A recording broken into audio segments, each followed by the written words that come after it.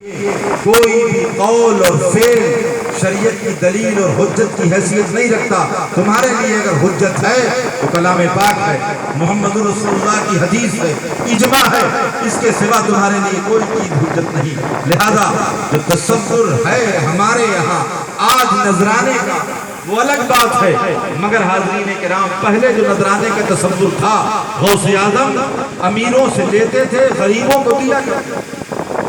اقبال کے پاس میں ایک آئے تھے مرید، بیٹھا ہوا تھا مرید بھی، اور اسی درمیان میں ایک پیر بھی آ گیا، اور جب پیر اور مرید کی بات یہ تمہیدی گفتگو آپ سماعت کرنے کے بعد سنے گئے کہ نذرانے کا نذرانہ بھی کیوں؟ آپ مسلک اعلیٰ حضرت کے نمبردار ہیں، آپ کو خوب معلوم ہے، آپ خوب جانتے ہیں، اعلیٰ حضرت نے فرمایا ہے کہ جب تک مزار پر ایک چادر بوسیدہ نہ ہو جائے، وہ پھٹ نہ جائے تو دوسری چادر نہ ڈالی جائے۔ آپ کو خوب معلوم ہے کہ یہ گرا کب لے لے کے آپ پہنچتے ہیں، اور اس کے بعد معلوم ہے کہ وہاں سے کے پھر آئیں گے، پھر کاروبار چلے گا۔ وہ راہزن ڈاکو جو چور بیٹھے ہوئے ہیں، جو اپنے آپ کو کہتے ہیں کہ ہم سجادے ہیں، جو اپنے آپ کو کہتے ہیں کہ اسی راہ کے مسافر ہیں جس راہ کے مسافر غریب نواز تھے۔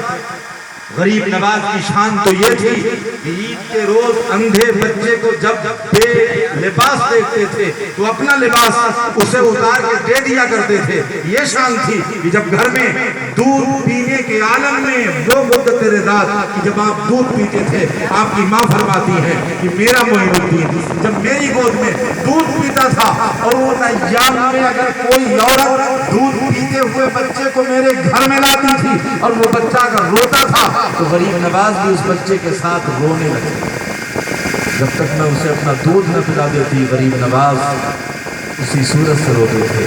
اسی لیے تو دنیا نے انہیں غریب نواز کہا ہے۔ سرکار غریب نواز رحمت اللہ تعالیٰ علیہ کی جو راہ تھی، اس راہ سے ہٹے ہوئے ہیں یہ راہزن، اور ان کو تعاون ہم دیتے ہیں۔ اقبال کے پاس بھی کل ایک پیر آیا تھا، اور آنے کے بعد جب وہ بیٹھا تو مرید بھی وہیں بیٹھا ہوا۔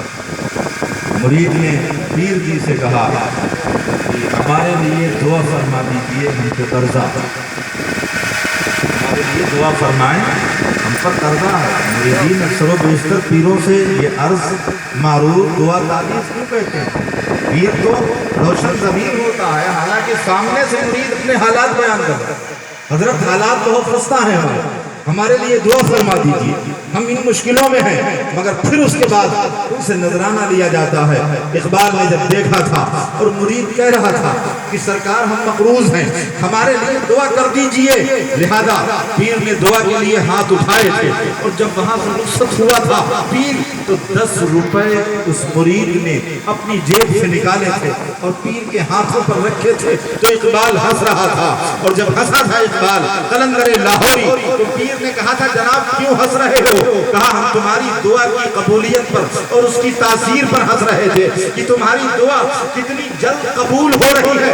اس مرید کے حق میں ہم نے دیکھا تھا کہ جب تک اس نے تم سے دعا کے لیے نہیں کہا تھا اس وقت یہ 100 روپے کا مقروض تھا، اب تم نے دعا کے لیے ہاتھ اٹھائے تو یہ اب 110 روپے کا مقروض ہو گیا ہے۔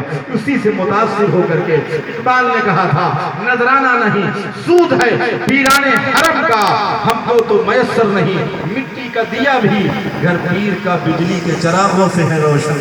یہ اقبال کہہ رہا تھا۔ تو حاضرین کرام یہ تصور ہے اس دور میں، مگر سنیے سرکار غوث اعظم رحمت اللہ تعالیٰ علیہ جو میں آپ سے عرض کر رہا تھا، اور حضور صلی اللہ تعالیٰ علیہ وسلم کی معراج کا میں آپ سے عرض کرنے جا رہا تھا، اور آج اصلاح المسلمین جو کانفرنس ہے، حضور صلی اللہ تعالیٰ علیہ وسلم نے کیا ارشاد فرمایا؟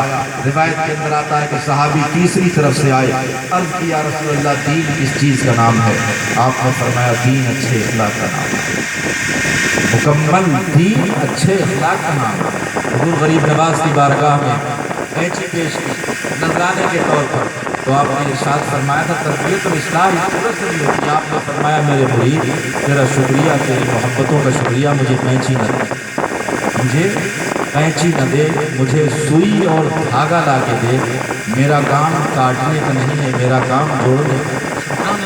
حالانکہ قینچی خود نفع بخش ہے، اگر یہ سمجھانے کا طریقہ ہوتا سرکار غریب نواز نے کوئی ایسا موقع